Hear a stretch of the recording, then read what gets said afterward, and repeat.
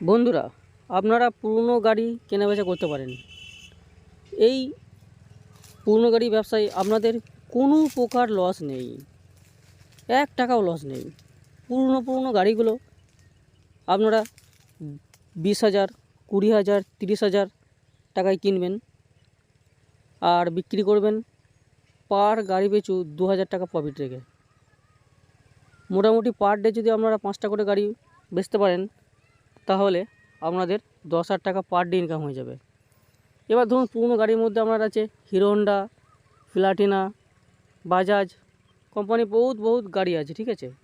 আপনারা এইসব গাড়িগুলোকে কিনে বেচতে পারেন। আর এর জন্য আপনাদের শুধু একটা ভালো মার্কেট বা বাজার দেখে শুধু একটা ঘর ভাড়া নিতে হবে, বাস তাহলেই হবে। ওই ঘরে আপনারা ওই গাড়িগুলোকে স্টক রাখবেন। মোটামুটি 10-20টা গাড়ি আপনারা স্টক রাখবেন। ওই গাড়িগুলোকে ভালোভাবে সার্ভিসিং করে ধুয়ে মুছে নতুন করে রাখবেন, যাতে কাস্টমার দেখলেই যেন আকর্ষণ হয়ে যায়। এইবার আসা যাক গাড়ির কথায়। আপনারা ভাবছেন গাড়ি কোথায় পাবো, কোথা থেকে কিনবো, কোনো কিছু ভাববেন না। আরে আপনারা তো একটা মার্কেটে দোকান বা ঘর নিয়েছেন পুরনো শোরুমের জন্য। এবার আপনারা যখন ওখানে 10-20টা গাড়ি রাখবেন তখন পাবলিকে দেখতে পাচ্ছে যে এটা একটা পুরনো গাড়ি শোরুম। তখন দেখবেন পাবলিক অটোমেটিক আপনার দোকানে আসবে। কেউ গাড়ি কেনার জন্য আসবে, কেউ গাড়ি বেচার জন্য আসবে। তাহলে কোনো সমস্যা নেই। একটা নতুন শোরুমওয়ালারা যে ইনকাম করে তাদের নতুন শোরুম থেকে, আপনি এই একটা পুরনো শোরুম করে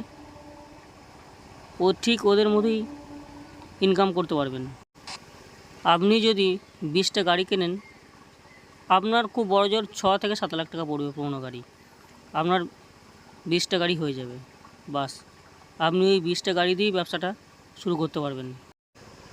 যখন শোরুম আপনার অনেক পুরনো হয়ে যাবে তখন আপনাকে গাড়ির কথা আর ভাবতে হবে না, বা গাড়ি ইনভেস্টের কথা ভাবতে হবে না। তখন অনেক কাস্টমার আসবে আপনাকে গাড়ি বেচার জন্য দিয়ে যাবে, যে দাদা গাড়িটা আপনারা বেচে দেবেন, ঠিক আছে। অর্থাৎ এখানে কি দাঁড়ালো, যে আপনাকে আর নতুন করে ইনভেস্ট করার কোনো প্রয়োজন হচ্ছে না। কাস্টমার আপনাকে গাড়ি দিয়ে যাচ্ছে আপনার শোরুমে শুধু বিক্রি করার জন্য। এবার আপনি ওখান থেকে যেরকম রেটে বেচতে পারেন বেচে কমিশনটা নিয়ে নিলেন, বাস। এইভাবে আপনি যদি মার্কেটে বেশি নয় 5টা বছর যদি টিকে থাকতে পারেন তাহলে আপনাকে আর পিছু ফিরে তাকাতে হবে না। পুরনো গাড়িগুলোকে আপনি যদি শোরুমে স্টক রাখেন তা আপনার লসের কোনো ব্যাপার নেই, কারণ এটা তো কাঁচামাল নয় যে পচে যাবে রাতারাত। এটা হচ্ছে মেটেরিয়ালস, লোহা দিয়ে তৈরি। এর দাম কখনো কমে না।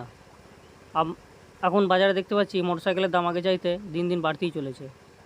অতএব যে আপনার গাড়িগুলো স্টক রাখবেন, পরে দেখবেন যে গাড়িগুলোর দাম কমে গেছে, এরমটি হবে না। দিন দিন দাম বাড়বে, জিনিসের দাম কখনো কমবে না।